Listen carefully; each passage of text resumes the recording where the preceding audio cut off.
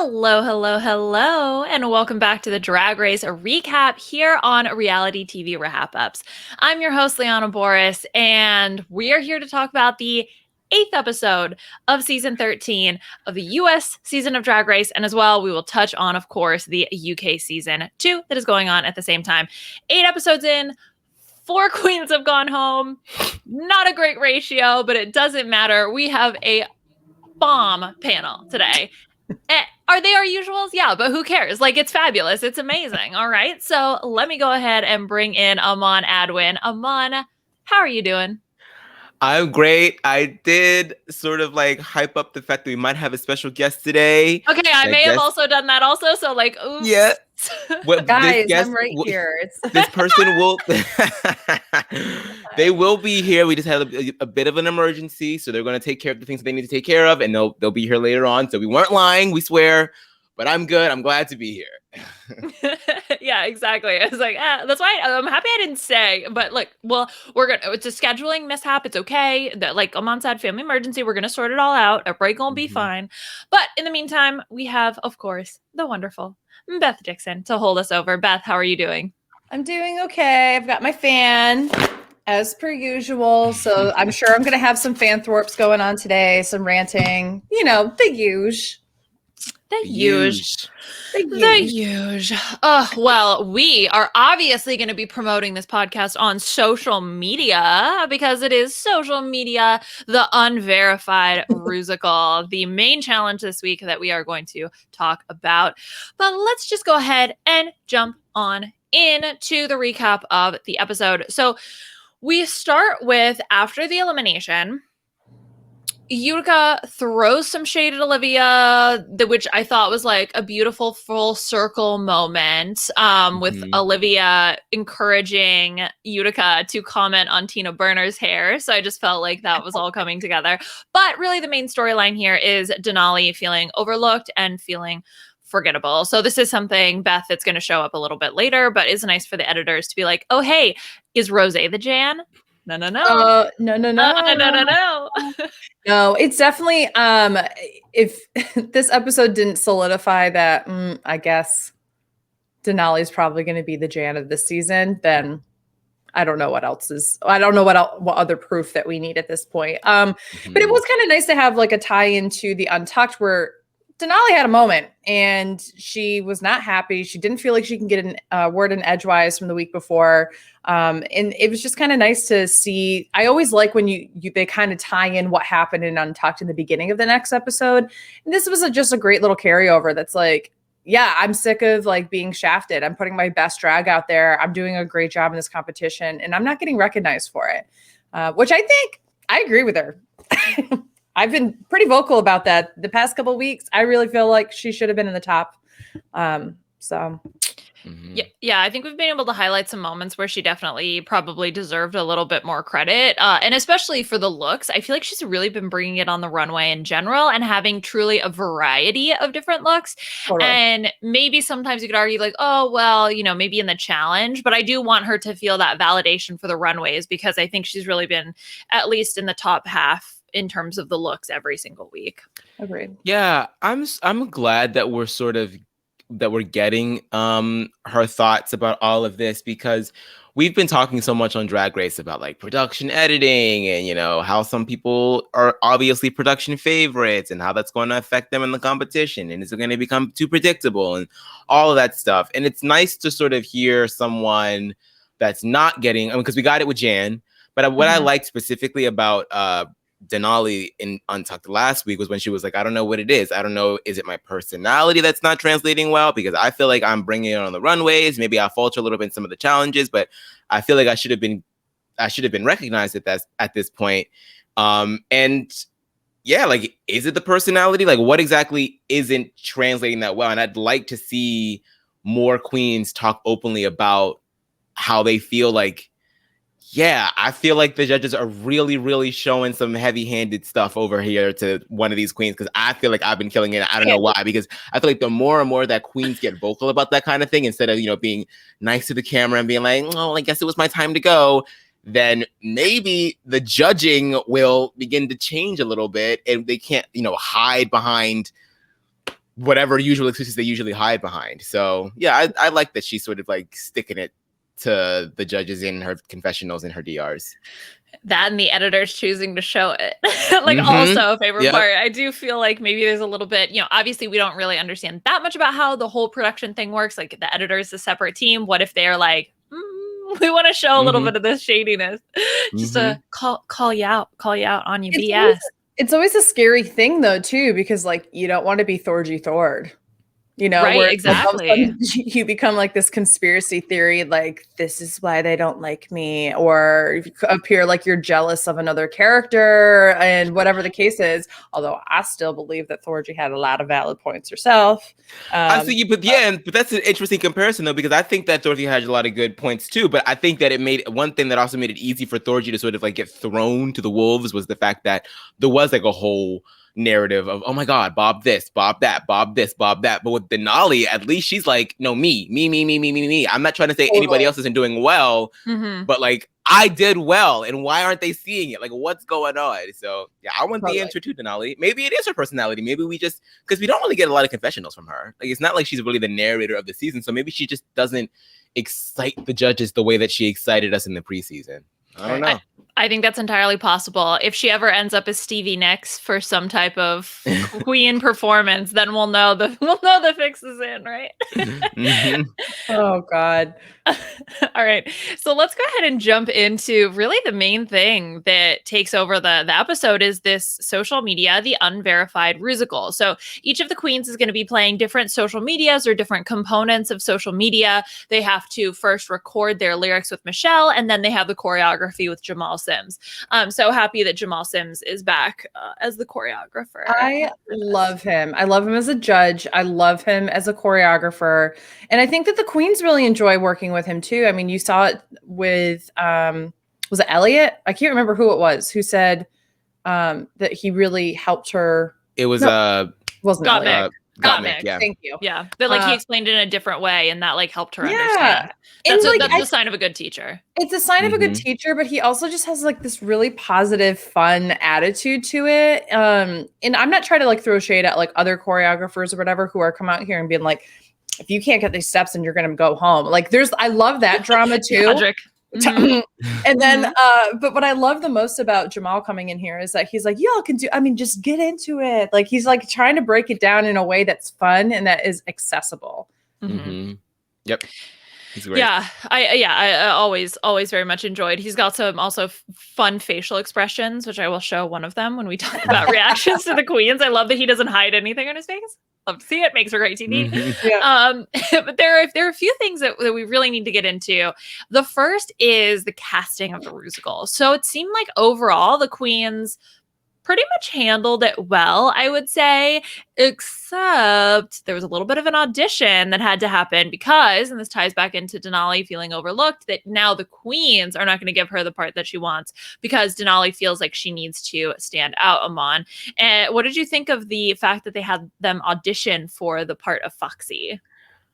I think that it's fair. And Completely. I'm thinking that this might be a bit of a changing moment. What is this, like the Drag Race Game Changers? Like, I think we're probably going to see this a lot more in the future, where two people are going to want the same thing, and they're going to be like, all right, well, y'all better be like Denali and Rose and battle for it. I think it's fair. Like, I never really liked the whole, well, because that's becoming so much more of like the meta of Drag Races.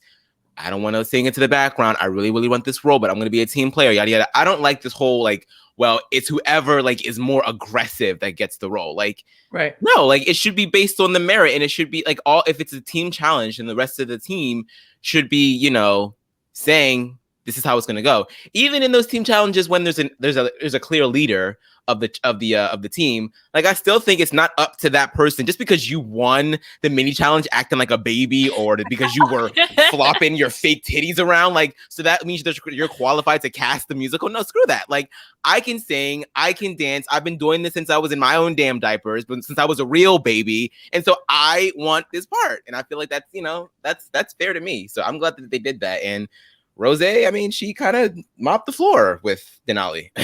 Because Beth, can you think of a time when there was an audition? Like, I'm trying to remember, like, how is this the first time? Is this the first time this ever happened? I feel like it's the first time with an actual audition. I feel Uh-huh. like in the past there have been a couple queens that have like listed a resume and said, this is what I've done on stage, this is blah blah blah, blah. And other people went, well, that person has more experience, so therefore they're going to take that role. But I don't think they've ever done. People in the comments, like, tell us if we're wrong. Like, let us know when that happened, because I really don't think of that. I love this. I love that they're just going to make people, because it gives us like a little, it just, first of all, it puts fuel right on the fire.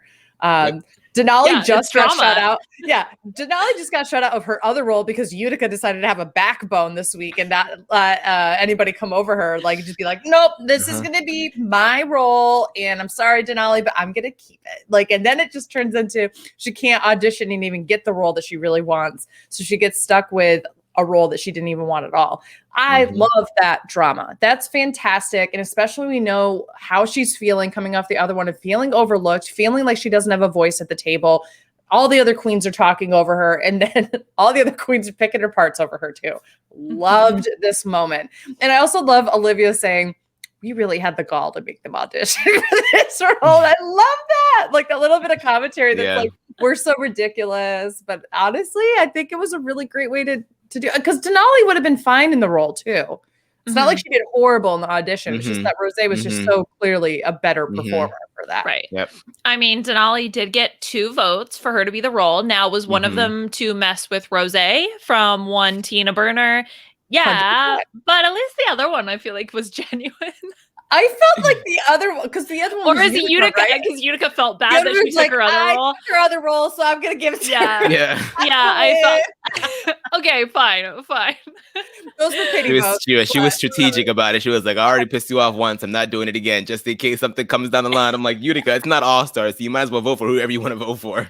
Listen, at this point, you don't know if Miss Congeniality is going to be voted amongst queens or not. She's just looking for her spot to make sure she gets some kind of legacy. Because Joseph Marcato, one of our listeners, actually linked us an Excel sheet, a Google sheet of the confessionals of the season. And Utica has the least by far of the queens that are still there. And there are queens who have been eliminated who have more confessionals than her. So that's not a good sign. She's trying to get any kind of screen time, any kind of moment where she can kind of shine or be nice or whatever when she can. Yep, exactly. All right. The other thing that was very interesting about this week was Anne Hathaway shows up on video. So I guess this is her workroom appearance. I am not gonna lie, I did think it was pre-recorded at first because the responses at first felt so canned. It was like, well, how much time do you have? Like that could be a response to anything. But then eventually, Amon, it felt like, oh, okay, they're actually getting into actual answers and question and answers sessions. Yeah, so. I was the whole time I was really analyzing it. I was like, is this fake? Like, is this like some movie magic? Like, just be real with us. If it's pre-recorded, it's fine. It's COVID. We get it. At least you got Anne Hathaway. We enjoy having Anne Hathaway. But yeah, it did seem like they were actually having a conversation with her live, and we were just getting the raw footage from Anne's side so that it looked, nice and prim and proper as opposed to, grainy or whatever. But yeah, I enjoyed having I don't know why I did have that fleeting thought last week when we were trying to figure out if she was going to be the guest judge, and we forgot that Jamal was already in the promo at some point. But I did have that fleeting thought, like, oh well, maybe because it's a musical and they're going to be singing live, or not singing live, but because they're going to be singing, and she just did, she didn't just do it, but she did Les Mis and everything, so maybe that's why, and that's basically why. And I think that she had a lot of really good advice. I think that she really inspired confidence in a lot of the queens, and she was really forthcoming. I love that we got that tea about her being 9th choice for Devil Wears Prada. I think that certainly galvanized me. I mean, even though I'm not currently doing any like real hardcore acting right now, I'm like, well, damn, like if she was 9th choice and she was Anne Hathaway, then damn, I can do anything. So I think that the queens really responded well to that as well. So I'm always really, really pleased to see celebrities that first love the show, come on the show, and then are so forthcoming about their own experiences. Because sometimes, some celebrities can come on this show and it feels very like, oh, I'm just here because, I'm trying to show support. I don't really know much about the show, but yay, RuPaul. Like, I don't, not really anything substantive, but she seemed like she actually gave a crap about what she was doing, and that was great. Yeah, and VH1 showing Devil Wears Prada right before the episode. Oh, they know what they're doing. Oh, it was definitely planned. No, my favorite moment was I literally asked my friends, I was like, is this pre-recorded? And they were like, I think so. And I was like, because she literally then recorded herself going for like a minute because like they were all like, oh my God, Anne Hathaway, blah, blah, blah. And then she's just sitting there like laughing to herself. And I was like, could you imagine if this was pre-recorded that they were like, okay, now just like the queens are gonna go absolutely fucking ape shit. So if you can just like pretend like it's just like, oh, just like respond and laugh and be like, oh my God, me, you guys are great. Like I just had that moment. I thought it was great. Oh my gosh, you guys, audience, we're so happy to have. Oh my God, I know Guys, you're so excited to listen. Oh my God. Girl. It's so funny. That's our version. Yes, cock. Yes. All right. Okay, that's enough. All right. I mean, yeah, it was cute. Look, it was cute. All right. The big things that we have set up before we really get into everything from the performance, we get a little bit of like the lyrics and the choreo. I don't know if you guys have anything major that you want to say about that. The oogle ogle pronunciation difference, which like, not gonna lie, I was like legit confused and had to Google it later. If it's oogle or ogle or eagle or whatever it was. They kept saying ogle, but I think it's ogle, isn't it? Okay, that's what I thought. They're like ogle, and I'm Ogle. like, bitches, you were not even saying it correctly. That's ogle. what I thought. That's what I thought too. But then I went and looked at it, and it says ogle.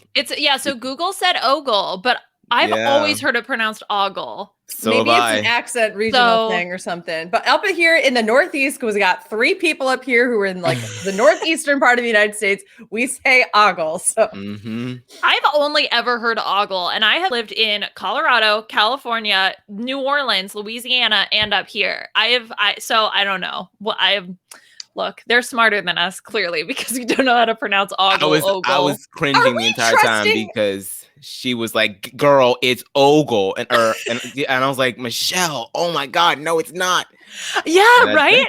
I feel like they paid off Google to make this so that Michelle didn't look stupid. Like legitimately, I've never heard ogle before in my life. I was like, but they had it capitalized in the closed captioning. So I was like, is this a reference to something? Is it? Okay, because then I was thinking, well, maybe they didn't want ogle because it's like, I don't know. Was it rhyming with something? I can't remember the specific lyric. Maybe. No, I think it was like embedded within a line. I don't think it was at the end that needed to rhyme, but it was ridiculous. And just the point where I was like, are we really going to trust how Michelle Visage pronounces something? No offense. She's from South Plainfield, New Jersey. Like, that is an accent. Ogle. Wait, what is the right way to say it? Ogle. No, oogle. Ogle. Oh, see, I can't even get it right. Ogle. Okay, Apparently. so wait. Okay, let me use it in a sentence. I'm gonna ogle dat man. Right? Is that right? Yep. That's so wrong. That's ogle. That's bad. Okay. No, see, now this other pronunciation crowd is saying oogle. Like, what the hell? Like, I don't trust the internet. If there's one thing I've learned, I don't trust the internet when it comes to pronunciation. Like, Siri can't pronounce anything. Why are we trusting a robot? Is it 1 O or 2? It's 1 O. 1 O. It's 1 O, right? OGLE. Ogle.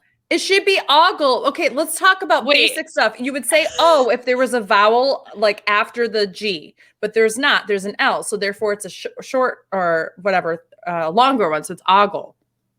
Ogle. Basic English pronunciation. Ogle, but that's like an ah sound. Ogle versus o. Oogle. Ogling. Oh, I ogled her. Ogle. That's what I. Ogle. That's what I keep coming back to. Ogle. That just sounds better to me. I don't know. Ogle. Whatever. I'm kidding. This was like gonna haunt me. RuPaul's ogle race. RuPaul's ogle race. It's not ogle. Oh, ogle. That's gonna be my drag name. That's my drag name. It's gonna be OGLE, and they're gonna be like, "Oh my God!" Up next, it's ogle. I'm like, no. It's Ogle. Ogle. Welcome to the stage, Oogle. No. No. Do it again. Welcome to the stage, Ogle. No. No. Welcome to Again. stage, Eagle. No. I still don't know how to say it. Whatever. I need to move on from this, or my brain is literally 5 about to minutes explode. of us talking about Ogle. It's quality content. Quality content. Lovely. Okay. Last thing, I promise. No more ogle oogle drama, but we do get a little bit of the queens talking about social media, and which I thought was really interesting. I mean, because we know that obviously social media is not necessarily the best place, and some of the fandom can be really toxic. And it was interesting to hear Kandy kind of address a lot of the Aja drama, especially the fact that Aja got it for 2 years after the whole Valentina, oh, you're a model speech. And then Kandy brought up the VIP meme. I was like, okay, and then you made it about yourself. Love it. Cute. I actually love that she brought up the VIP meme because I was like, if she doesn't bring up the VIP meme, I was sitting there being like, girl, you were your own meme. Like, why are you talking about Aja I didn't right even. now? I'm glad that we got that backstory because I would see some of those pictures of her, and I thought that she was like trying to imitate Tiffany Pollard, like in her classic meme of sitting on the bed in the sunglasses. I thought that's what it was. I didn't know that it was her own whole thing. So that was really great. I was glad to see this like little bit of social media talk because I mean it certainly is like a monkey that's been on a lot of queens' backs for a while now, and we don't really get to see them talk too much about it on the show. So it was nice to see them sort of, you know, level with, yeah, like when you get off the show, it gets real, it can get kind of crazy. And like fat Aja, like seriously, the fans, like, I know. like what the hell? Like, it's not even imaginative. Like, at least if you're going to talk shit about somebody, at least like make it clever. Like, that's not even clever. It's just so stupid. But Amon's like, if you're gonna cyberbully, at least be smart about it. At least be smart about it. I mean, At least make me question whether or not I want to laugh or not. Because that was just stupid. Exactly. Why are people like, honestly, if you're going to be a mean troll, do a read. Don't be just like do a artfully crafted read. Because that's more loving. Also, you know what I mean? Like, it's more, you might get, the queen may actually laugh, right? Which, okay, look, we don't condone being mean. Don't be mean. Yeah. No, cyberbully in That's a smart way, people. Come on. No. I think that's what my mom always said. If you don't have anything nice to say, just be funny about it. Yeah. I think my mom always said the golden rule is to treat people in a funny, craftful way on the internet where you're breaking them down. Yeah. Yeah. Well, speaking of people on the internet, I don't know. They finally addressed the fact that Tina Burner and Graham Norton have been in a relationship. I never thought they were going to talk about it, Amon. Like, I genuinely didn't think it was ever going to be brought up. I wonder if it's because, I mean, now that Graham Norton is now within the drag sphere, it's kind of like free game, you know, because he does UK. But yeah, I was glad that they, because when was the timeline? Because I saw the pictures and Tina looked, it was like younger, like. It was like 10, 15 years ago, I think. Yeah. It was, because he wrote about it. Graham Norton wrote about it in his book, which was published. I can Google it. But yeah, it was definitely, I mean, just look at the fashion. I mean, come on. Like, yeah. That was definitely some oddies fashion right there. Oh, for sure. Yeah, exactly. I was watching old RuPaul videos like maybe last week with my roommates, and I was watching like, you know, because the Graham Norton show was called something else before it was the Graham Norton show, and he had RuPaul on with like Macaulay Culkin. I'm like, so these two, like everybody in this family just goes way back. There's like lots of history here. Well, Graham Norton's had like various different installments of his show because he even came over here and tried to do a show before his Graham Norton show, which is so I think that's the now. one I saw. Yeah. Which, side note, I think Graham Norton has the best talk show out of all the talk shows I've ever seen. Like, I love that he has. He's a great host. He's hysterical. He isn't afraid to give it right back to his guests or put them in line and be like, really, girl? Like that kind of thing. But he does it in such a charismatic, fun way. I love that he has all the guests out there at the same time. I love that he has like little gigs and such with his audience members. Like, it's all encompassing. He's a talent. He's a real talent. it was what I liked the most about this segment is that it could have been really easy for Tina Burner to be like, Graham Norton is awful and blah blah blah blah. And like the fact that she spent the entire time talking up Graham Norton, how he's a great person, how he goes out of his way to be nice to people, that social media is like for him a really positive experience because he's able to just give back to people. Like those are the things that I really enjoyed about that segment. It would have been really easy for reality show television to be like, oh girl, like, let me tell you the tea about like, and I'm sure that all of that was genuine and she knows that it was smarter for her to not go that route. But I'm not saying that there's they're not going to tea. pick you. They're not going to pick you, Tina. If it's between Graham and Tina. I do think that it came across incredibly genuine of her talking him up. And so I was just, that was nice to hear. You always want to hear that you're like one of your favorite celebrity people is just like a genuinely nice person. So I was like, definitely. I mean, I think when you're, but that comes across like in his personality, like you guys are saying, either on the talk show or even when he's been a judge on the UK version. So yeah, super happy that was brought up. Okay, here we are. It is time to talk about the performance. So first, I just want to hear overall what you guys thought about, what was it? Social media, the unverified Rusical. So Beth, what was your initial response to this Rusical? This is one now of many that we've seen. How do you think this compared? I think this is one of the better ones we've had recently. I have not been a fan of Rusicals for the past 5 seasons. I don't like how they're written. I don't like all these different kinds of things. But I don't know if it's just because I'm a huge musical theater nerd and could clock all the references in the songs of like, oh, okay, now, we're Don't Rain on My Parade, which obviously Rose had already pointed out. I'm like, okay, now we're doing Les Mis. Okay, now we're doing, Chicago. Like now we're doing this, that, the other thing. I loved all those different kinds of things in there. And there were, I thought it was fun. I thought it was artfully done. I loved that they captured the essence of like the various different social media apps, but like in a fun way. And I just thought it was fun. I felt like in comparison to other musicals, this was one where really the bottoms were like, yeah, you're in the bottom, but like you guys weren't horrible. Like they were pretty good all the way around. So I was pretty fine with it. I thought it was entertaining. Aman, what about you? Yeah, I mean, I think it's timely, right? I mean, social media is always a big hot button issue, especially, considering all the stuff that's going on with it now and how it influences politics and polarization. And it's a really, really, big topic right now. So I thought that it was a very smart choice to talk about social media. And you kind of think like, wow, I can't believe they haven't done this already.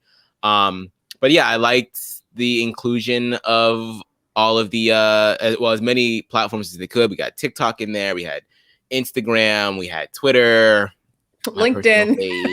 Yeah, LinkedIn, Facebook, the Friendster reference. Yeah, the Russian bot references in there too. Yeah, it's like I was able to like catch all the jokes, and on top of that, like Beth said, like all the little small musical theater references in there just made it, really pulled it together. So I was definitely engaged in this one. There are some musicals where you're not. Even if the subject matter is kind of interesting, like like the Kardashian one, sometimes you're like, I don't really care enough. Like I don't give a damn. But with this one, I was trying so hard to like catch all the references and all the jokes that I was paying attention to the lyrics, and that made it engaging for me. So I liked it. Okay, I'm really happy that you guys liked it because I did not like it. And when I first time I heard it, I was like, what the hell is going on? I'm so confused. Like, well, I did not initially react well to it. I was like, why is this Foxy character here in the first place? Like, eventually it ended up tying in, but it was all over the place for me. I found it very confusing. There weren't any songs that I was like, oh, this is a bop. Where I feel like in the other musicals, there have been moments where I'm like, oh yeah, this is a bop. Like, when am I going to be singing like the Jan, I Want to Rule the World? Like that song, like it just stays in my head. The second yeah, exactly. There's like so many other moments and other ones that I'm like, what is that moment of the song? this Rusical. I honestly can't even think of it. That being said, the second time I watched it, when I kind of knew overall, I was like, okay, this makes more sense. I get where they're going for it, because I already knew what was going to happen. That it was definitely better. And then also it allowed me to focus on, like, kind of like Amon was saying, all of more of the details, where it's like, okay, I'm listening to the lyrics and I'm looking for the references, because we get like Cabaret, Funny Girl, Pirates of Panam / maybe Hamilton, Les Mis, like all of those references are still in there. That was one thing that I thought was interesting. They're like, you're going for Hamilton. I was like, this is Pirates of Penzance. That is not Hamilton. This is like 110 years beforehand. Like, this is a very different reference. And it's like the lyrics are like a direct parody. I know. Too, That's why they're like, yeah, we're going for Hamilton here. I'm like, no, you're not. Yeah. No. Maybe he meant because it was Jamal Sims who said that. So maybe he meant the choreography was supposed to be Hamilton-esque. Yeah. That's what I think. Yeah. Okay. I just realized that now. Okay. I'm going to take back my sass. Reference. Yeah. I had the same thought though, Beth. I was like, Jamal. Musical theater does not begin and end with Hamilton. Like, let's, it's great. Hamilton's great, but come on now.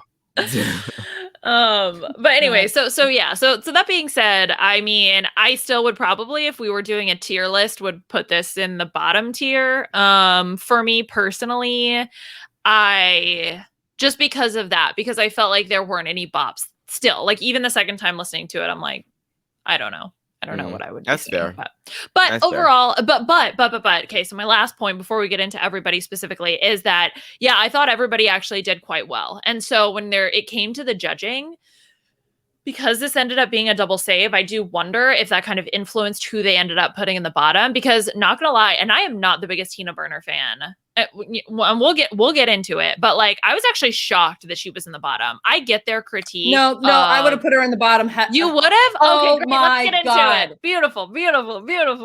First of all, if you're going to be the MC from Cabaret, give me more. Give me more. That is one of the most flamboyant characters, and there's a specific way you should be painting your face. It should be kind of whited out almost, as to a certain extent. It should be much more sexual than you were doing. It should be like campy. You're a camp queen and you brought it like 70%. You got to go 150 with that character.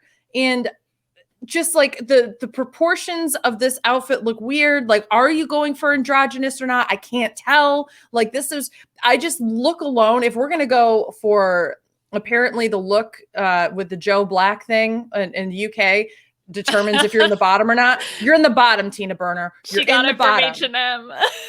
Yeah, no, but seriously, this could have been from H&M. This whole outfit. I was so mad at it. The moment she walked out, I was like, that's what you're doing? That's what you're doing with one of like my favorite roles in any kind of musical of all time? No, Tina. No. And then you're just going to stop lip syncing at the end. Oh, I felt like I was still lip syncing. No, you weren't, Tina. No, you weren't. That was weird. Like, that was definitely weird. I just felt like that one thing maybe shouldn't bring down everything else. But now hearing your points, Beth, like, I can see where you're coming from and why she probably ultimately ended up in the bottom. But Aman, I mean, where would you put her? I think that she definitely she definitely wasn't the top for me. I mean, she wasn't that interesting as the master of ceremonies. I did sort of expect a little bit more from her, because we give all the props to Rose, but this is Tina's shtick as well, so I kind of expected a little bit more.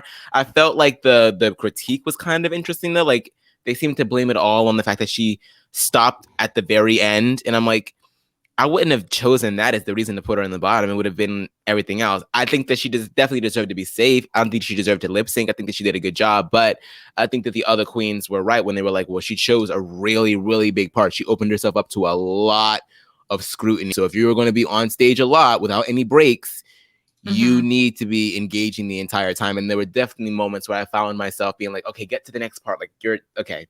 Come on, let's keep moving. So the other thing is too, like, the name of the game is scene stealing. You have the only role where you can be a scene stealer throughout the entirety. You can be reacting to everything that's happening, and you could see her be like, and now it's my turn. And I'm like, that's not what the MC does. That's not what the MC does. You should be acting along with every single one as if like you're reacting to it because you are presenting it. Like that should be what the role does. And also have a German accent. Come on. Yeah, that's fair. Yeah, that's fair. I'm sure. Yeah, I mean, I was trying to think like maybe she was unfamiliar with the role, and then that's why she didn't really like. I don't know, get too Potentially, into it. I Could have wondered been the that too. case. It just seemed like she was like, I host. I want a big That's what I part. do. That's what I do at home. I host. Yeah. And so I think that she just tried to, Well, host in German. There you go. Host in German. And now, do you know any people who are German that you can pull from? Because you are a character, not an accent. Okay. Yeah. All right. So I also have the look here. Oh, and by the way, you can check out the video. Rob has podcast YouTube page. She was a taxi with those like little push lights on her boobies.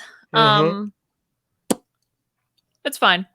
This was you know what? I'm gonna be honest, but for all of her campy looks and such, this is the one I've liked probably second the most, besides the Tin Man one. Yeah, exactly. I think she looks beautiful. I think that this is a great look. It's not the Harlequin look from last week by any means. So anything was literally gonna be a step up from last week. So Yeah. this to me was a very safe look. I wouldn't have put her in the bottom because of this look. I will say that who had the other one? The other taxi look. Elliot with 2 T's. I think Elliot pulled it off better. But I do think that this is I think this is cute. I think it's a great concept. And it's an homage to where she's from. It's campy, but it's stylish. Yeah. Good job. It fits her well, you know. Yeah. I think her makeup looks beautiful, more so than usual too. Like it's still a lot, but it's a little bit more refined than we're used to with her, and I like that. Yeah, her boobies look great. I love it. You know, the boobies specifically. Okay, Olivia Lux. So Olivia played the Mark Zuckerberg character, Fistenberg, or whatever his name was. I don't remember. And then, of course, she has this elegant gown on. So, Aman, what did you think about Olivia here? I love the Mark Zuckerberg look. Zuckerberg. Is that was his name? I don't know. I have it pulled up somewhere. What was it? It was Tuckenberg. Tuckenberg. Right. There it is. Marky Tuckenberg. I love the look. Said Fistenberg. Well, because it was Fistbook, and then Foxy had to explain what that meant. And Mark Fistenberg is my new drag name. I love that. Oh gosh. Yeah, I love that look because it's so Facebook. It's so like I'm a college graduate who just designed one of the biggest social media platforms in the world. I think that she did a good job in the performance. The look is cute. I feel like we've seen a similar kind of thing from her, maybe just a little shorter, like at least with the as far as the bodice is concerned, we've seen this look on Olivia before. Maybe it hasn't been a full length gown yet.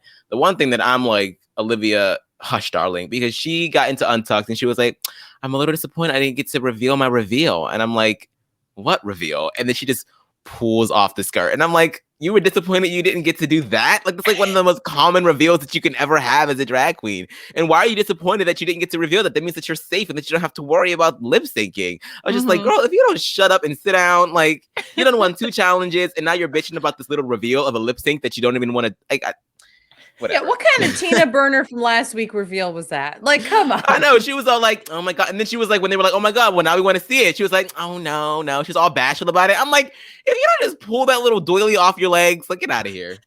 Like, I really do think that Olivia is probably just like a genuine sweetheart, but I do it's fun to see these little moments where you see her kind of like a little cocky. Like, I kind of like it.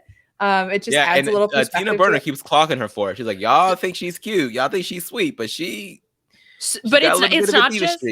it's not just Tina. Symone also had a little bit of a read because when they were like choosing their parts, and Olivia said, "Yeah, I want to be this character." There was something about like, "Oh, looks sweet, but is secretly evil," right? Because it's like, "Oh, I created Facebook, and I'm going to steal all your data." And Symone was like, "Oh, okay, so you want the one that looks nice but is secretly a diva or something like that." So they're clocking it. I think they see it too. Yeah, definitely. I'm not a fan of the look I'm a fan of the runway look. I think that's beautiful. I'm not a fan of this look for the show. This is cool. A heeled sneaker. Is that the most drag that you're going to do for this look? This is literally a tank top and jeans. I wore this outfit yesterday.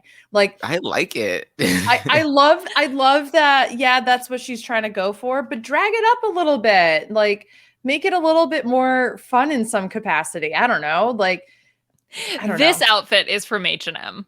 The 100%, those are jeggings. That's not even jeans. Those are jeggings. Like there's I know, they look so rhinestone comfortable. the jeans, or if you're gonna, listen, if you're gonna get something from H&M, you better rhinestone the shit out of it. I mean, I hate to like. It's so funny that I'm such a hypocrite. Like last week, I'm like, RuPaul is out of control and he shouldn't host this show anymore. This week, I'm like, I agree with RuPaul. So I fully clock it. But like, I really do think that this is probably the reason why she wasn't in the top, to be perfectly frank, because I think that looking at her, you were like, oh, she did a really great performance. She was animated. She had great runs. She did her part really well. Like it was fine. Like she did a really great performance, and her runway, I think, is absolutely gorgeous. It's not like, wow, this is the most unique thing I've ever seen in my life, but especially I felt bad for Tina because I was like, oh, that's pretty good, Tina. Good job. And then Olivia came out and went, oh yeah, Tina's is not good anymore with her runway. But I don't know. I just felt like overall she was like top mid for me for this week. I could have seen her in the top. I'm happy that she was safe and that the Russian duo were in the top instead, but I wouldn't have been shocked if she had been in the top again. She wouldn't have won, but in terms of the look, in actual performance, I think I'm probably like halfway in between you guys. Like I would say I love the idea of, okay, I want to be that college student that just created Facebook, right? Fistbook. But Mark Zuckerberg, doesn't he wear hoodies? Like maybe make it a little bit more like Zuckerberg-y. So like I'm totally fine with the bottom half. That's fine. Maybe do some rhinestones, whatever. I'm not that mad at it. But yeah, it's such a boring top. Like I wouldn't even, like, this is even too boring for me. You know what I mean? Like it's just a gray tank top. Like I'm wearing a blue tank top, girl. Okay. Like elevate your style. All right. Yeah, come on. I wore that underneath my shirt yesterday. Yeah. Like that. You wear that so that it provides a base for whatever you want people to pay attention to. But if she had just plopped on a hoodie, I probably would have been like, yeah, this is fine. So honestly, I'm not that hard to please. And then, yeah, the look on the runway is gorgeous. The whole the lip sync thing. My God, you guys covered it, but God, the puffballs are adorable. All right, let's talk about Symone. Now, she didn't have her spark this week, guys. I didn't feel it, Beth. Maybe it's the glasses. It like covered up her spark. I don't know what the deal was. Yeah, I wish she had taken the glasses off or something halfway through and been like she could have done the Symone kind of thing with it. Sorry for people who aren't watching the video. I did the Symone move. I think we all know what that is. But yeah, you could tell there was like a lack of confidence or something. And I think that whoever it was, I think it was Ross, like really nailed it on the head, which is like you were almost like apologizing for like, I know I can't sing, so like I'm not going to bring as much energy or something like that. Like I really do feel like that was a big part of it for her. And I just genuinely think that the other queens, for the exception of one that we'll get to, were stronger in their performances all the way around, or at least embodied the characters. And I just didn't think that she was able to bring it as hard this week. I don't think she was absolutely horrible, like it was unwatchable. It just wasn't Symone like that we're used to. And unfortunately, if you come out here and you are just an absolute firecracker, you lose a little bit of your bang and people notice it. They're going to clock it, especially if everybody else is on their A game for a week. Yeah, exactly. Yeah, this was not her week. This is the chink in the armor that we were looking to see if she possessed. Clearly, it's not just a straight run to the finish. Obviously, she is still a front runner. She is one of the only two people that has won 2 challenges at this point. So she's probably still going to be here for a while. And considering what happened at the end of the episode, obviously the judges are not ready to say goodbye to her. But it does give you a little bit of drama. It does give you a little bit of a it makes her story a little bit interesting. It doesn't make her trajectory as predictable. So I'm here for it on that front. But I mean, I must say that I'm kind of worried. I'm like, I mean, you won 2 challenges, but RuPaul's Drag Race is a competition that requires you to sing and dance. It just is. And you cannot do either of those things. And I don't know how much longer you are going to be able to rest on simply your charisma, because it takes more than just charisma to win. Yes, charisma will take you very far. Like if you can make RuPaul laugh and RuPaul adores you, that will take you very far. Will it get you the crown at the end? I don't know. I mean, so maybe some people listening right now are like, I'm on, shut up. She's going to be fine. She's obviously going to make it to the final four. Look, I don't disagree with that. I'm just saying, like, if we get more performances like this, I don't know if that's going to bode well for her towards getting that crown. And I'm worried about Snatch Game. Provided Snatch Game is, you get to curate that a lot more. You don't have to read a script that she didn't write. And she did pretty well with like the whole wig factory. Like she did good with that. So maybe, maybe she'll slide through. But I'm nervous. I'm nervous. I think for Symone, it just felt like she was in her own head this week. And every single thing just felt like she was in her head. It didn't feel like through every single element. And like maybe it was because she recorded the vocals and we hear it a little bit in the workroom. Oh, I hate the vocals. The vocals are bad. And the queens are telling her, don't worry. Like the vocals are done. Like all you can do is get out there and perform your little butt off. And unfortunately, it just felt like there was a mask on or something that I wanted to tear off and try to like get her out. Because even this outfit didn't feel like the one that she performed in for Miss Instaglam just didn't feel like her. Her makeup didn't feel like her. The wig didn't feel like her. Like none of this to me screams Symone, or at least what we've seen so far. So I'm hoping that this is just simply a little speed bump, and we're gonna get over it, and then she'll be able to get out of her head because she is a fierce performer, and I don't want the stress of the competition to take away from what she could possibly bring, right? Like I want to see the best out of every single queen, Symone included. So it makes me wonder what's happening behind the scenes. Like, is there something going on? Is there drama? Has someone said something to her? Or, you know what I mean? I don't think so. I think she just can't sing or dance. Yeah, and I think she was no, but I mean like about her vocals. Like was somebody like maybe going up to her and being like, that wasn't the best. Hopefully you can dance it out, girl, or something like that, In confessional, Rose, and this did make me laugh. Like this is the quintessential be mean, but be like if you're gonna be mean, be funny. Symone has a great singing voice. Is something I would never say. I love Rose. Oh, beautiful. And then the Big Bird look. If Big Bird went to the hood, I think. Yeah, I love this look. I think it's so cute. I love the different shades of yellow with the hair, the coat, and then the I don't even know what to call, like the overall boot moment. I think it's really cute. This is quintessential Symone for me. It's take something like a concept that you think and then turn it on its head and make it unique. And I love that about her. So I thought that she was great on the runway. I definitely agree that she won lip sync. So I thought she pulled it out at the end when she needed to. So absolutely.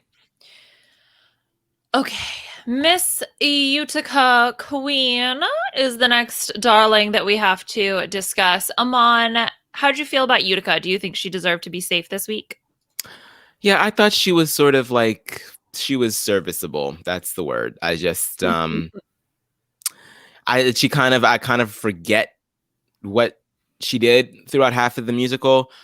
And I think maybe I'm being a little extra harsh on her because she was supposed to represent Twitter, and Twitter is where I be. Twitter is where I stay. Twitter is where I lay. I love Twitter. So I think I just wanted, like, what is this look? What is this costume? The Pirates of Dance, I guess. Like, I guess, yeah. That's not. I just wanted more. I want, like, because when you think about Twitter, you think about, and maybe this is more to do with like the lyrics. And less so her, so maybe she really was just working with the source material that she got. But even so, I just wanted something a little bit more salacious. Like Twitter is probably the most, out of all the platforms that were represented, Twitter is like the most salacious of them all. Twitter is where like all the celebrity gossip happens, where all of like the scandals happen, where all of the the craziness happens. There's always a viral moment that starts on Twitter and then disseminates somewhere else.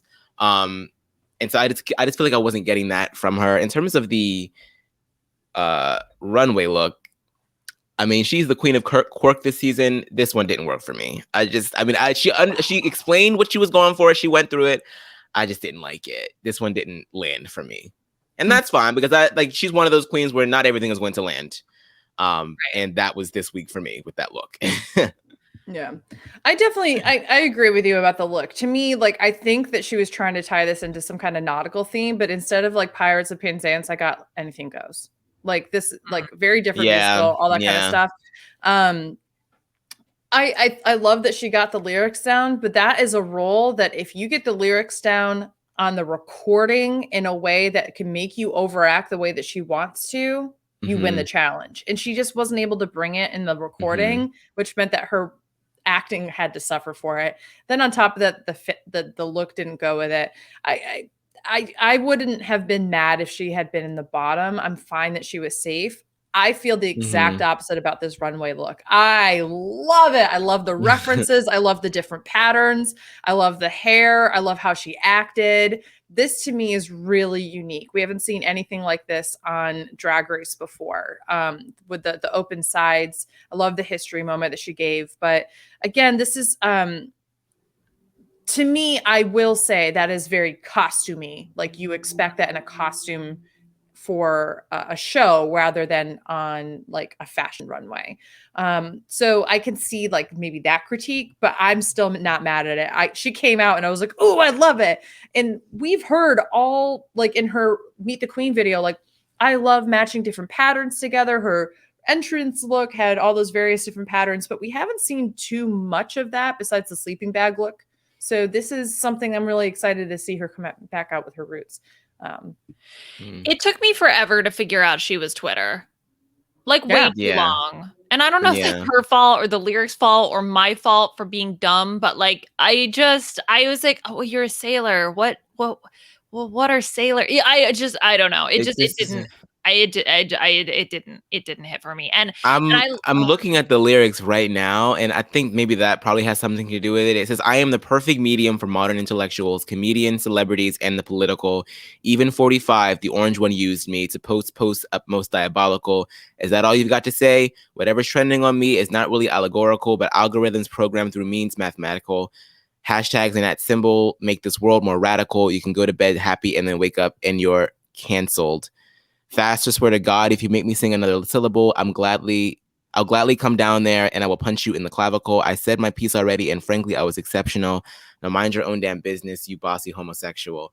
Like there were bits there that were like, okay, that's Twitter reference, but like, I think, especially because I feel like Twitter also is like, I'm not really on Instagram. I'm not really on, so it felt a little bit like, represent Twitter better. Yeah, like where's the stand part of Twitter? Where's exactly the more drama part of Twitter, the more I don't know, messy. I don't know, whatever. The drag queens, like all the queens are on Twitter. Like I don't know. It just didn't. And all the shade that gets thrown on Twitter. It's always Twitter. You know what I mean? To be fair, too, why this was something I had an issue with. Why are we giving the verse with the most words and syllables to Twitter when the whole point of Twitter is that it's a limited amount of characters? Maybe that's the point. It's ironic. Yeah. I know, but like at the very least, like, I don't know. It just felt stupid. Like I would have rather had a big diva moment. Like, how about everything's coming up roses or something like that? That's like drama filled or what's a musical that has multiple like people who are kind of going at each other, like one of those kind of songs. Like maybe if you wanted another fast-paced one, why not the one at the very end of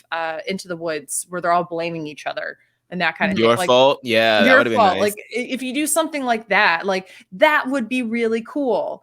But this one just made no sense. Like I love that they fit Pirates and Penzance in there, but this made no sense to do it here. Yeah. It would have made more sense to do Pirates and Penzance with like LinkedIn. Honestly. Yes, exactly. Yes, so it would have. I think there is a part of this that isn't Utica's fault, but at the same time, girl, like you have to record that in a way, and then you have to look like Twitter, and you didn't look like it at all. It's the wrong blue. Yeah. It is the wrong blue. It's the wrong blue. All right. Okay, speaking of LinkedIn, I know, right? Okay, so speaking of LinkedIn, Miss Kandy Muse played the business bitch from LinkedIn, and I think she deserved to be in the bottom. I just, yeah. it's just like the fact that, it didn't match. Her hair was in her face the majority of the time. Like Jamal Sims has this really fabulous reaction if you're watching the video to the performance. It didn't, I got where she was going with it, Amon, but I just felt like it wasn't executed well. Yeah, it just didn't translate that well. I'm looking at her lyrics too, and the lyrics are definitely a little bit more on point than Utica's were. You know, I'm the boss bitch herself, the Reverend Dr. Miss LinkedIn all the way in. You go, girl. Watch me work, baby. You want a side hustle, fix your work muscle, all that stuff. I love all that stuff. That's great. But I think that the performance and the execution of it was just a little messy. And I feel the same way about the lip sync. It was just messy. And I think it was just last week that I was like, don't count Kandy Muse out. I love Kandy Muse. She's on the up and up. This is the good trajectory for her. Like, y'all, there's a bunch of haters, like Kandy or die. And I still kind of feel that way 80%. The other 20% now, which is an ever-growing part of that sentiment, is like, oh, I kind of spoke too soon. Look, and I'm glad that she stays. I'm glad that she's still here. I'm not. But because I know it's that didn't mean to rain on your coming. parade. No, you're fine. You're fine, because you are not alone in that. You are not alone, and I'm beginning to see that a little bit more. But I think what it comes down to for me, and I know this didn't have much to do with like her performance. It's just the passion. I just really, really enjoy that she cares so much. And I know we're not talking about the lip sync yet, but like when RuPaul calls her back, like we'll get to that. But the runway look. I mean, y'all, like, Beyonce or die. Like, it's just, if you do a Beyonce reference, you're going to get me. I think it looks beautiful. I think that she did a pretty good job with, recreating that image. I like that she added some of the flowers to her hair. I think she looks absolutely stunning. I think it kind of contributed to the messiness of the lip sync. But, if she just has to walk down the runway, she looks good. Okay, Beth, lay it on us. Worst performance, just all together. Like the hair was in the face. I couldn't understand a word she was saying. And that's after like audio engineers have gone through and cleaned it up as best they can. So that's really saying something too. I love the commit. Like, I love exactly what Amon says. I love the passion that she clearly has for drag and for this competition. But this was her time. This was her week to go.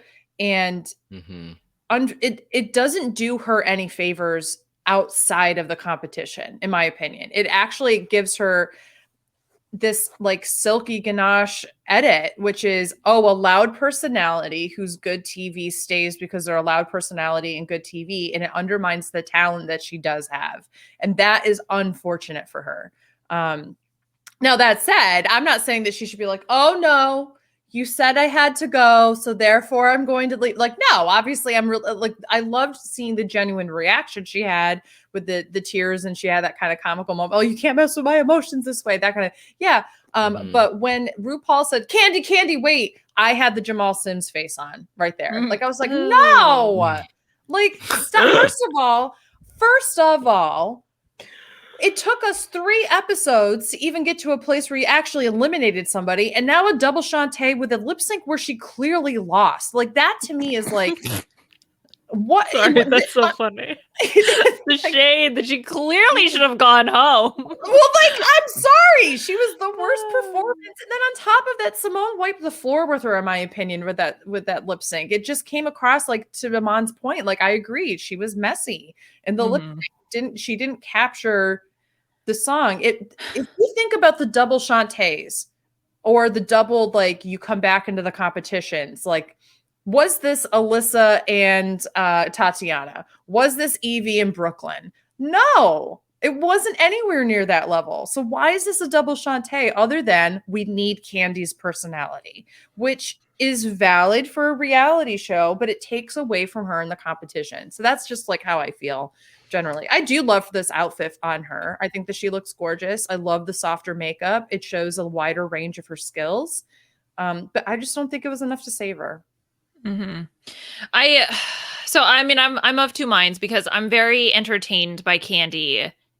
Even if like I may not respond positively to everything she does, I'm entertained by her. Whereas say someone like Elliot with two T's. I'm very bored by. Now, that might not be that might not be Elliot's fault, right? It could be what the editors are choosing to include because clearly Elliot has had things that are compelling, and there may be other things we're not being shown that could also be compelling in a positive or negative way.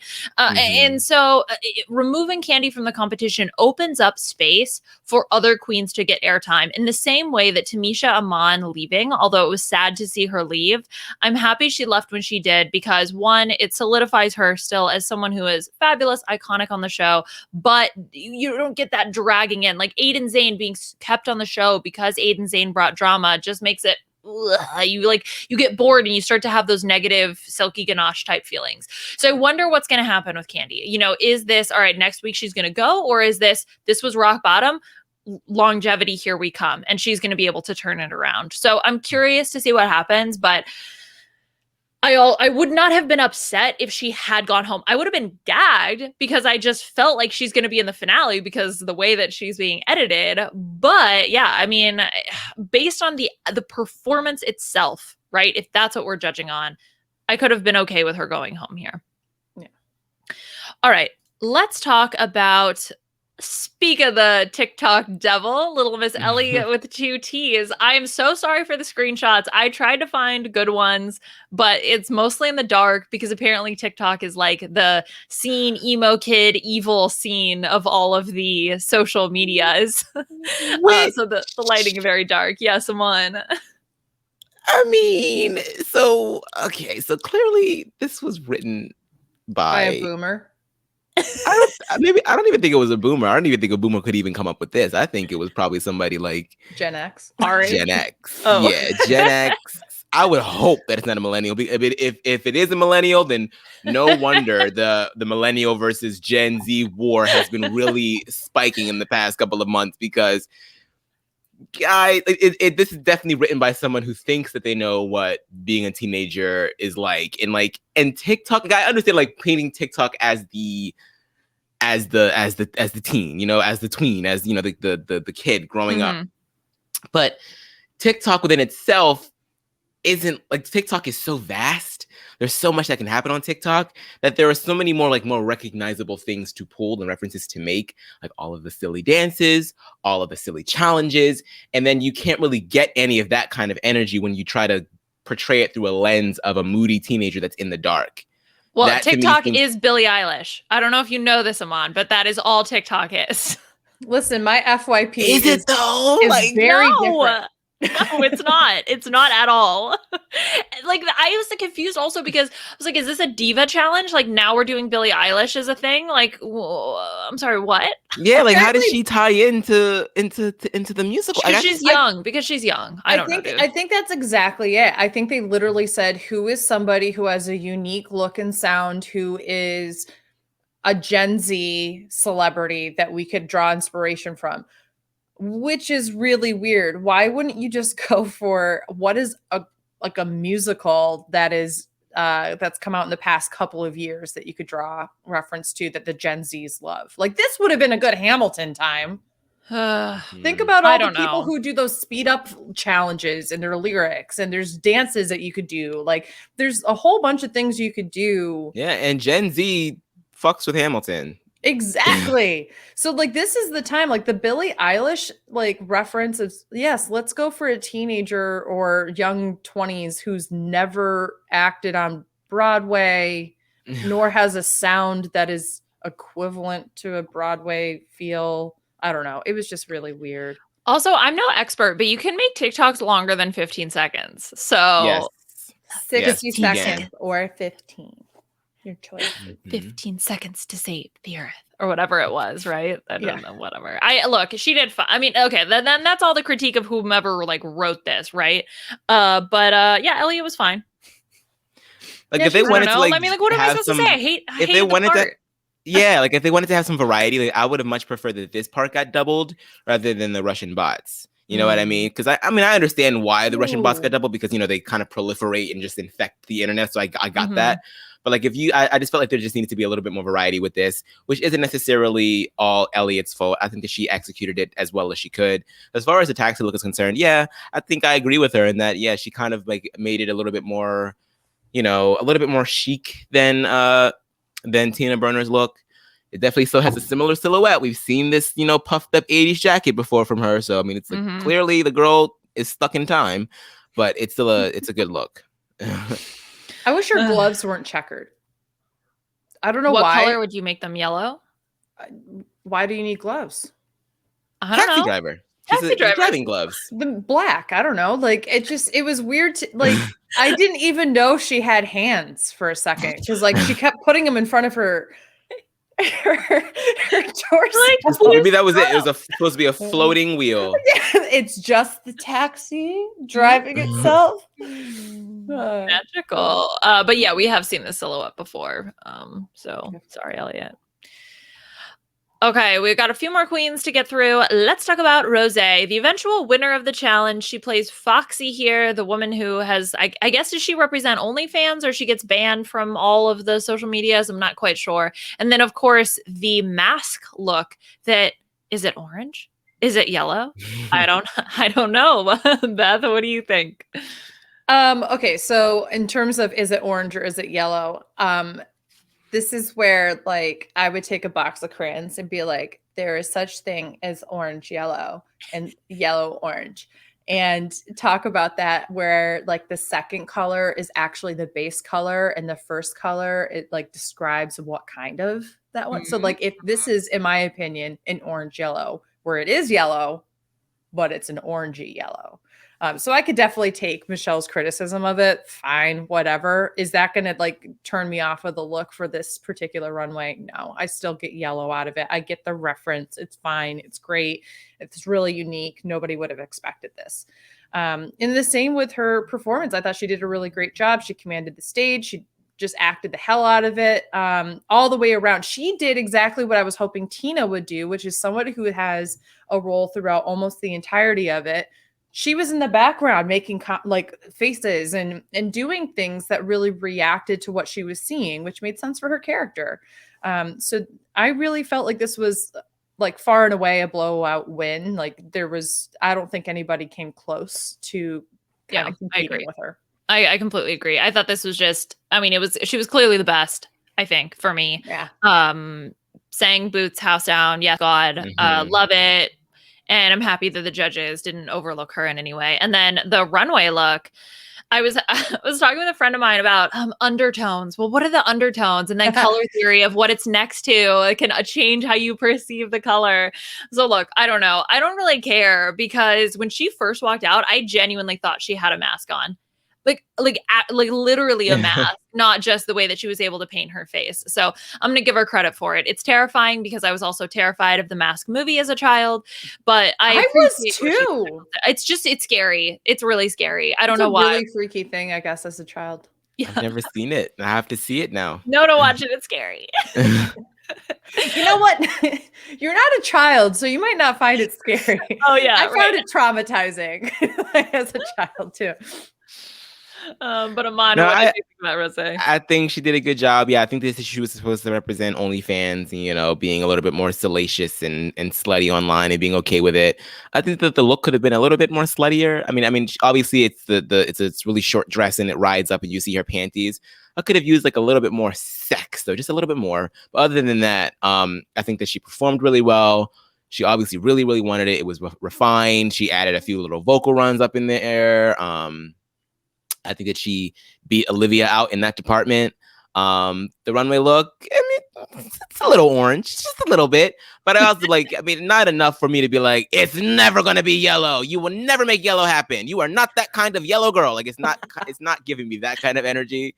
But I think that Michelle was just doing that because she knew that this was supposed to be the one that Rosé was supposed to win. So she wanted to shake her boots a little bit, saying like, you did great, girl, but it's not yellow. It's like, oh, girl, she's going to win. Just give her the win, which they do. So, right. I don't know. They had to have some critique, of course, for the winner here. Okay, last two performers to talk about. We have the Russian bots. So first queen up is Denali. Now, this is not the part that she wanted. However, I do feel like she did a really great job with her role here, Beth.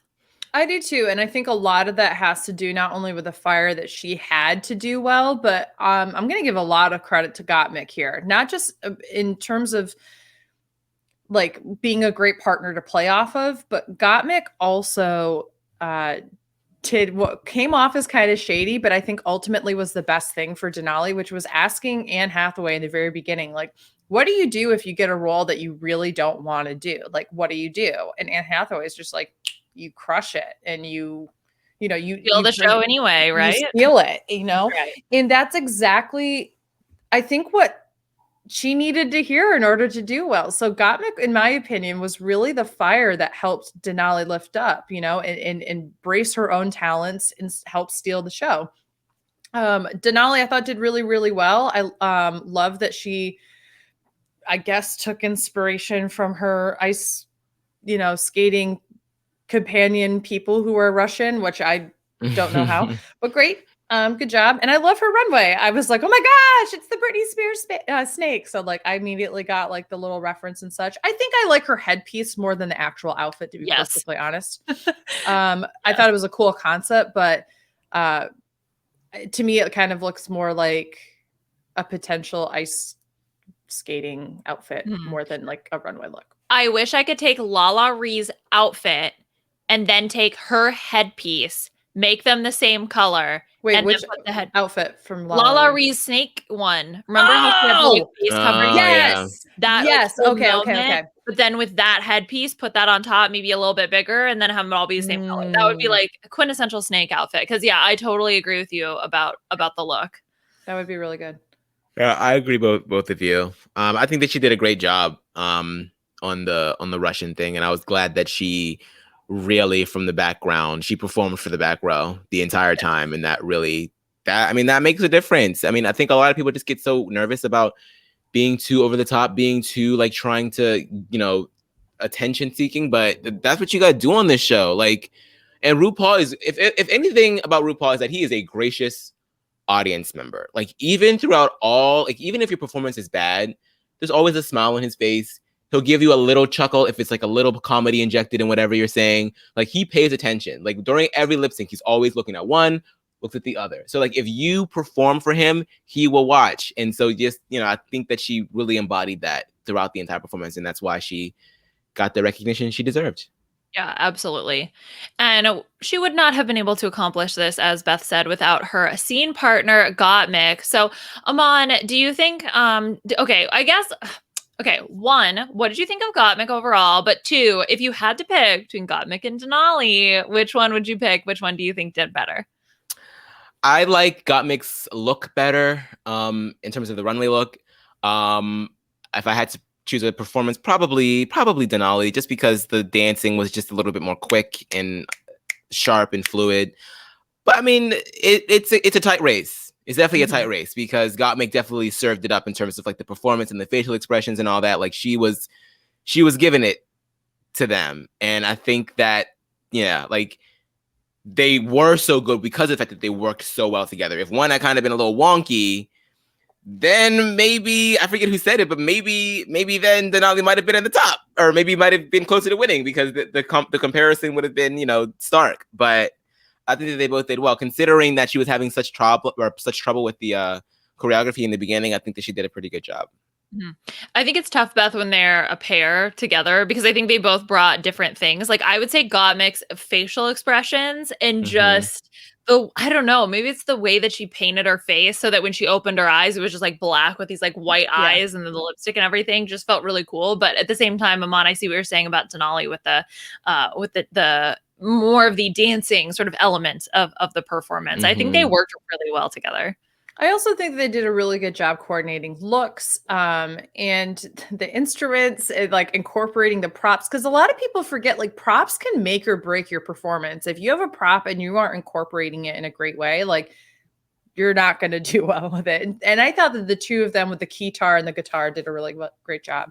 I actually think I probably would have given it to Gottmik. in terms, if I could only choose one of them to be in the top, it would have been Gottmik. Part of this was the facial expressions. It was the overacting, even though the dancing was a little bit more polished and quicker, like Aman said, from Denali. I felt like Gottmik kind of embodied the character a little bit more. But part of this, again, is I'm a big sucker for people who really use their facial expressions. And somebody who is such a good graphic makeup artist, she understands the importance of lines, of what happens if I do this with my eyebrow, what happens if I move my mouth this way, my nostrils, whatever. And she's really good at that. But I will say I'm happy that this pair were both in the top versus only one of them, or neither of them. And Denali has now this would have been the third week in a row if they'd been both safe, where she'd been in a pair with somebody and they'd both done really well. But because they were in a pair, I really feel like that's why she wasn't in the top. So I was happy that both of them got critiques and that Denali got a little bit of, I would say redemption, but a little bit just validation for the work that she's been doing, just so that she could get some positive critiques. And then, of course, she has the second crash test dummy look that we've seen. This has been like a series of repeats between the taxi cab driver, the crash test dummy, because Denali had a crash test dummy look. We had 2 snake looks this season, starting to really double up. I don't know why that's the case, but here we have this look, which I think is executed really well. I love the way that she painted her face to match the outfit. So, and I think even though we've seen it before, I still think it's creative, and especially for this type of runway. Yeah, I think she looks amazing. When she came around, I was like, oh, okay. Well, I thought Denali's was good, but this is better. Yeah. Alrighty, so that's all of the individual queens that we have to talk about. But now, of course, we get into the judging and the lip sync. So we've addressed sort of the overall placements of the queens, but ultimately we end up with Tina, Symone, and Kandy that are in the bottom. Rosé, Denali, and Gottmik is the top, with Utica, Tina, and Olivia all safe.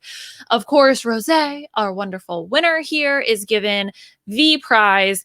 And unfortunately, Symone and Kandy end up in the bottom. Okay, reactions when this happened, because I'm not gonna lie, I was so gagged because I thought both of these queens were gonna end up going to the finale. I was like, something is afoot here. Like, there's something going on, Aman, that there's got to be a twist, because I in my mind, I just for some reason couldn't process the fact that we would be losing probably Kandy, but like maybe Symone.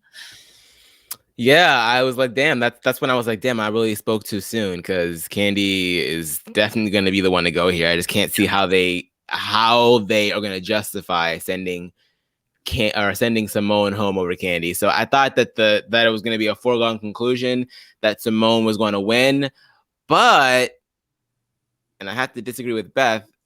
I think that there were definitely moments where Kandy was certainly messy during the lip sync. That look was not very conducive to a lip sync. I think I watched it again on YouTube the other day, and somebody, like, one of the top comments was, during parts of the performance, it looked like Kandy lost something in her dress and was trying to find it. And I was like, that's the perfect way to describe it, like, with some of those movements, because it just looked so messy at points. But she was just bringing it a little bit more than Symone was. And I think that's because Symone really is not a dancer. And so when you're next to someone who actually can dance, you're like, ugh. So I thought for a second, I was like, hold on. Is Symone leaving here? But then, of course, Symone stayed. She already won 2 challenges. And then Kandy got saved. I was like, oh, okay, well, this makes total sense, because, I mean, it's Kandy. Like, they don't want to send her home yet. So I don't think that it's a double Shantae for the ages. I really don't. I think that, like you guys said before, we've had better ones. But I mean, I'm not going to complain too much because I like Kandy. So yeah, so Kandy and Symone sing to or do the lip sync to Boss by Fifth Harmony, which I was excited to see. I do love this song. I would say my impression is that it was close for me. Ultimately, I felt though that Kandy got tired by the end. Like, if I took the first half of the lip sync, I would say I think probably I would give it to Kandy. But then considering the second half of the lip sync, it just felt like she spent a lot of time laying on the ground. And I felt like then that part didn't really embody the song. So the whole thing together, I think ultimately I would have given it to Symone, also plus the runway plus plus everything sort of in the past, I could understand that Mhm. decision. But yeah, it was just a little messy, and I don't think it was worthy of a double save. Mm-mm. So Mm-mm.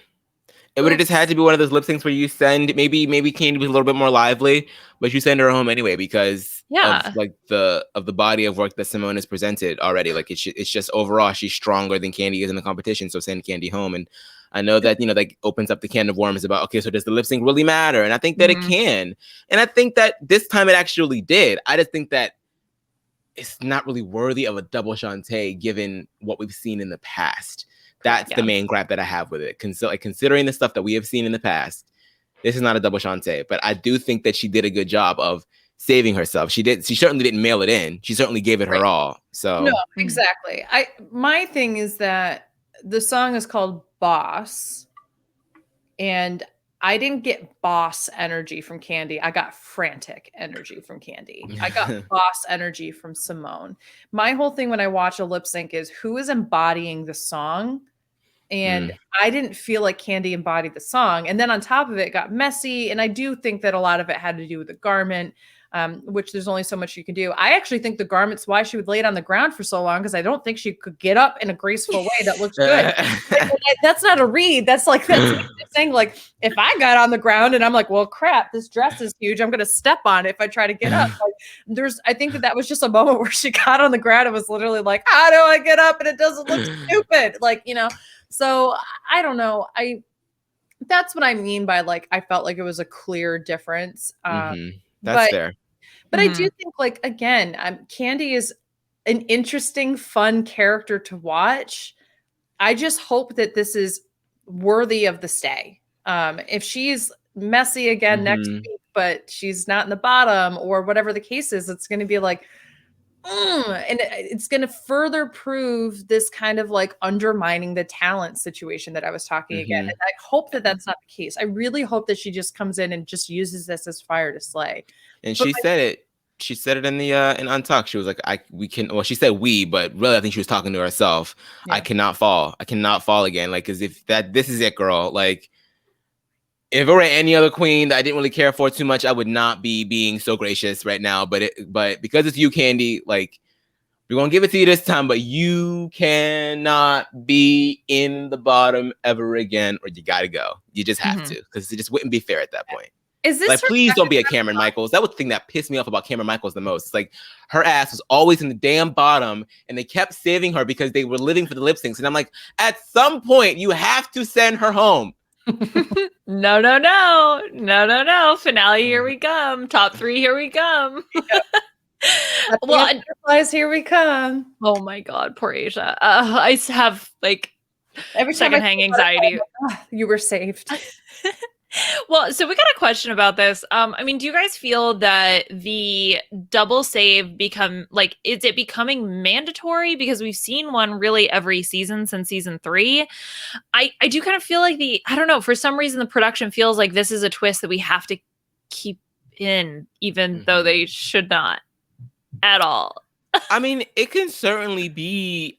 I don't think that it's a bad idea to have it be a permanent fixture within the seasons. I think, because I think that double Shantaes are never really, I'm never really surprised by them.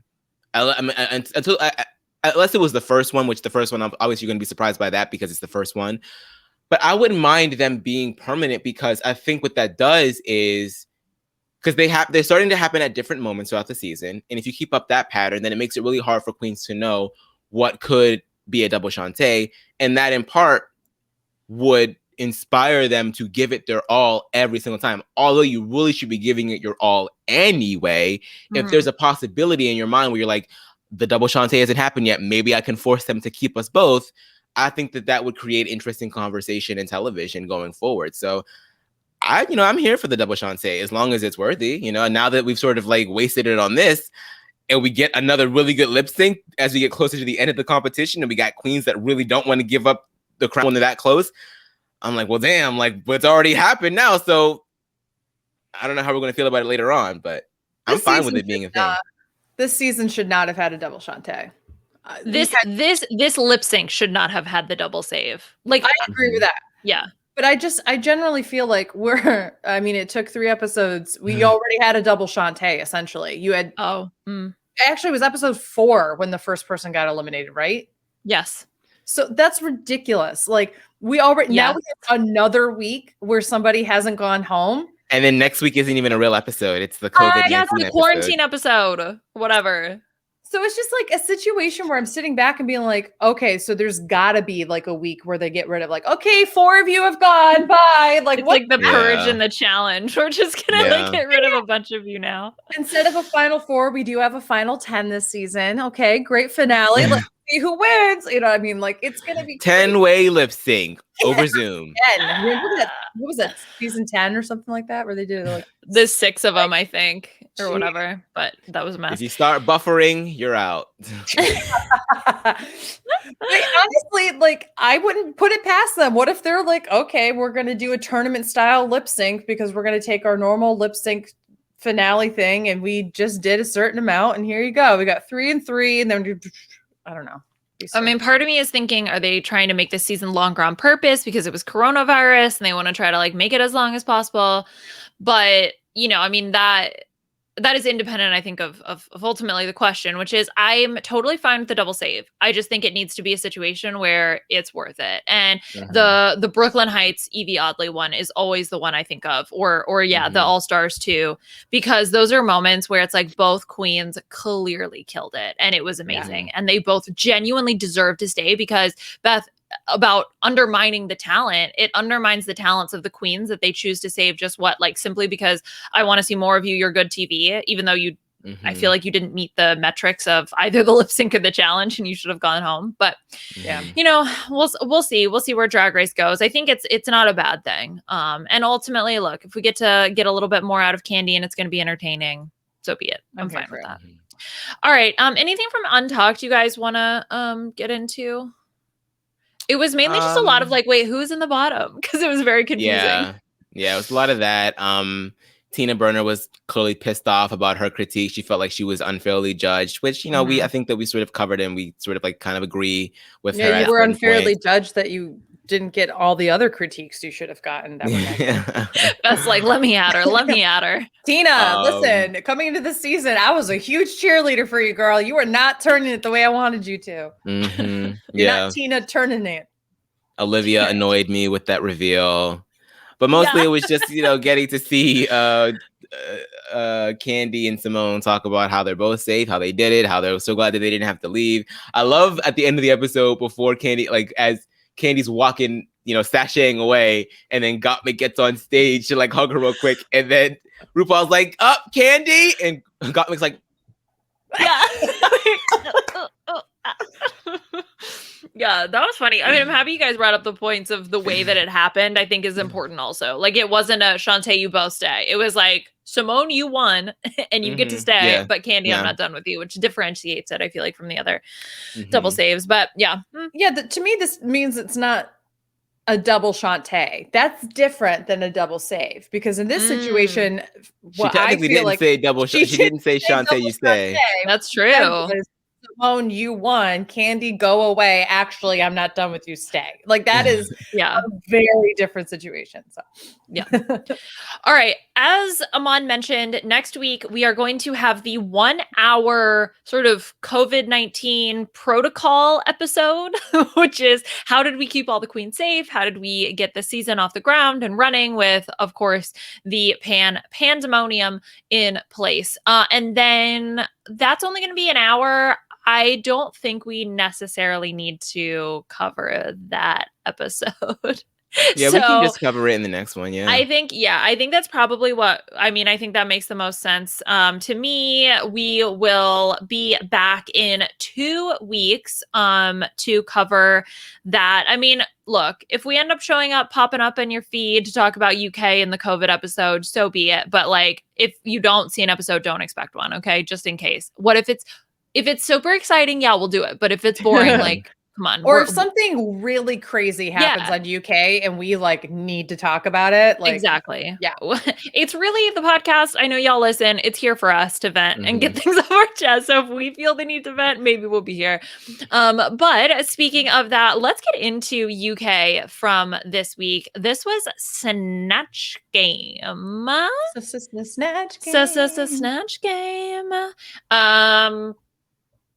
Beth, where do you want to start? Okay.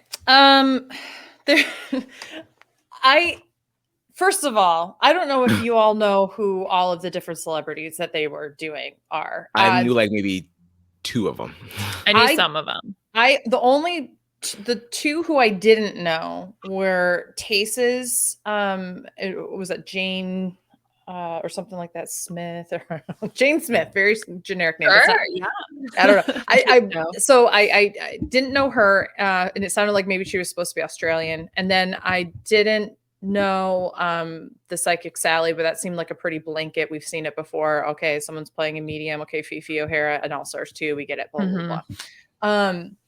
I would love to talk about Lawrence doing Miriam Margolyes, because what she did, this is what a fatal flaw in Snatch Game is that she chose somebody who in real life has no filter, is really funny. She's like a dirty old woman whenever she goes like on different chat shows and everything, but she's also like this really revered actress. So she has like these dual personality stuff. And instead of finding ways to make her fit the situation, she was like, I prepared these things to say, which are what Miriam has said before, and it didn't translate. And one of the things that she did, which was like my favorite thing that I've ever seen Miriam do, was when she was on the Graham Norton show, she was talking about when she met Laurence Olivier and started to cream in and I remember knickers. so distinctly. I started to cream in my knickers. And then cut to Matthew Perry going. But who was with her? Was it Felicity that was with them? And she was like, "Do you know what I mean?" And Felicity's like, "I know exactly what you mean." It was Gemma. What's her name? Gemma Collins. No, not Gem. What was her? I always confused Felicity Jones and that person together. Oh, but she's whatever her name was. She's like this like super cute posh actress, and she was like, I know exactly what you mean. I know exactly what you mean. Matthew Perry is just like, this is the most uncomfortable experience I've ever had in my life. But that exact moment was brilliant, but it seemed like she just kind of came out of nowhere. She was just like, I'm going to write cream for one of the answers so I can say this one line and make it not fit the situation. So I felt like Lawrence, who is just so naturally off the cuff and funny, literally lost that part of himself in the character, which is unfortunate because I feel like if you know who Miriam Margolyes is, there is a way I think to be able to portray her on Snatch Game and do a good job with it, but you got to be really smart and confident that you could do it. Yeah, it definitely felt very forced, which not always the best thing. No. But ultimately I agreed, I think, ultimately with most of the decisions. I mean, as much as I love Tia Coffee, oh, girl, that was hot. It was horrible. It was so bad. I just like, I love her so much, but I was just like, I need to put you out of your misery. This is so bad. I just feel bad for you. So ultimately, I'm happy with the decision. Although I will say, I'm so bored by Sister. Why was she safe? First I really of all, thought she deserved to be in the bottom. No, she should have been in the bottom for many reasons. First of all, I don't even know how she's still here in the competition. Yes, in general. Yes, and agreed. She has this like, it comes across as egotistical, like, oh, so-and-so is only saying that because they're trash. And I'm like, who are you? Like, literally have like no wins. You've been forgettable, and you're going to be known as the girl who was a wolf mummy who got abandoned on stage and literally stayed by default. Like that's your legacy so far, and then got plastic surgery during COVID. Like that's what your legacy is. Like it doesn't have anything that's based in your talent. So who are you? Yeah, I didn't think Ahura was that bad as Louis Spence. So I was like, okay, why is Ahura in the bottom and then Sister for a completely forgettable psychic like, again, didn't know who it was. Maybe it was brilliant, but I don't think so because the editors didn't even show that much of her. So where she went, oh, that's exactly what I wrote, and it was crossed out, and like, okay, again, Fifi O'Hara from doing, Long Island Medium. It's the same thing. No, I'm really upset about the O'Hara being in the bottom thing. Yeah. Louis Spence is exactly how she portrayed him. And he's hysterical. He's funny. He's off the cuff. Oh my God, he's high energy, super camp. He has that lisp. She basically sounded exactly like him to me. Granted, I'm an American, like, blah, blah, blah. I know that sometimes they don't know the difference between accents and stuff. But to me, like, it didn't go to a place that was disrespectful. It was super fun, super camp. And I thought her runway outfit was great. So I just didn't understand her being in the bottom at all. It sounded like to me that they just wanted to put her in the bottom for some whatever reason. I don't know, because I didn't get it. I didn't get it at all. I was so upset about that. I was like, how is Sister safe? No, I refuse to live in this world. But the person I'm actually being more and more impressed with each week is Bimini Bambulash. I love the exchange with Michelle also on the runway when Bimini was like, I'm a bacteria. And then Michelle's like, oh, okay, so you're an amoeba. And then Grandma's like, so amoeba, I'm a bacteria. She's so amazing. First of all, judges, honey, like a bacteria and amoeba are very different things. She literally said she was a bacteria. She said what she was, and then they were like, oh, so like an amoeba. Like, no. Mm-mm. No. I think what they were trying to say is like, oh, so like amoebas were like some of the first like, single cell organisms or whatever.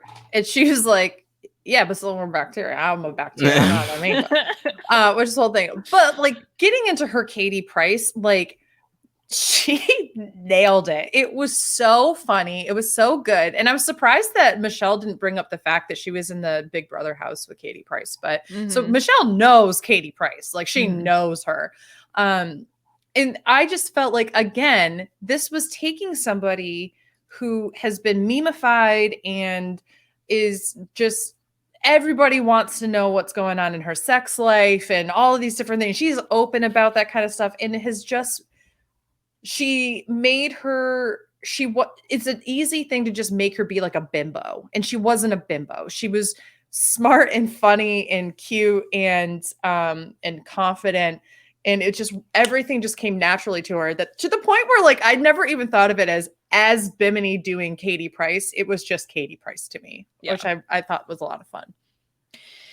And then I guess the last thing that is not really necessarily about Snatch Game, but the whole story with Ellie being kicked out for doing drag and being gay and repairing her relationship with her father, like that was a lot. I'm really happy that they showed it because it was super emotional. I felt like I got to know Ellie a little bit more, because she's fallen a little bit by the wayside. I think sometimes in terms of the story and what we've learned about her. So I was really, really thankful that we got to get that part of Ellie's life. Yeah, and I think that it was important too to hear like the perspective of all of that, while also having a straight twin who's like there for you the entirety of the way, that you have a mother who stood up for her children and kicked the father out. Like there's all these different aspects, which just doesn't happen to everybody who has a similar experience.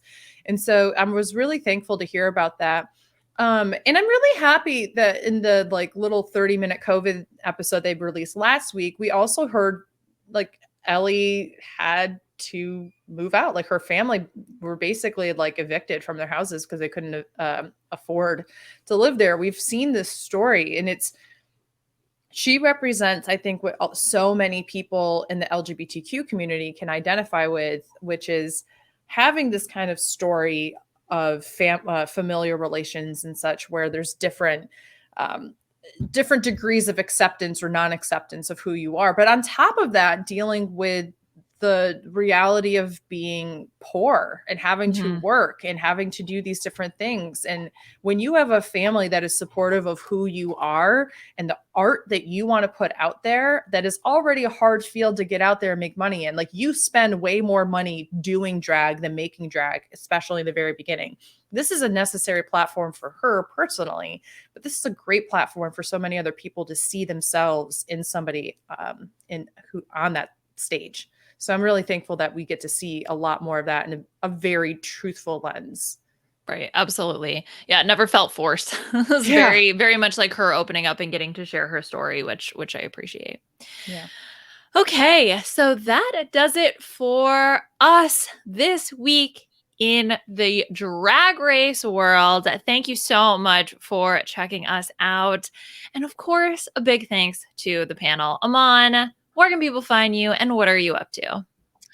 You can find me on Twitter at Amon Adwin.